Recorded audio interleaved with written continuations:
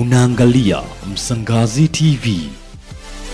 Mahakama ya wilaya ya Mkinga mkoani Tanga imemhukumu Waziri Idi Kasim mwenye umri wa miaka 35, mkazi wa kijiji cha Mavovo kata ya Bwiti wilaya ya Mkinga, kifungo cha miaka 30 jela, na hii ni baada ya kupatikana na kosa la kumwingilia kimwili mtoto wake wa kumzaa mwenye umri wa miaka 9. Hukumu hiyo imetolewa na hakimu mkazi mwandamizi Lukengelo Lameck Deda, ambaye alieleza kuwa ushahidi uliowasilishwa na upande wa mashtaka ulikuwa wa kutosha kuthibitisha hatia ya mshitakiwa bila kuacha shaka yoyote. Akitolea mfano wa adhabu hiyo, Deda alisema kuwa hiyo itakuwa ni fundisho kwa mshtakiwa pamoja na watu wengine walioendelea kufanya makosa ya namna hiyo, na kuongeza kuwa mshtakiwa alikuwa na wajibu wa kumlinda mtoto wake dhidi ya vitendo vya ukatili, lakini cha kushangaza amegeuka kuwa mkosaji kwa mwanae, jambo ambalo halikubaliki katika jamii. Jina langu ni Rose Dani na hii ni Msangazi TV.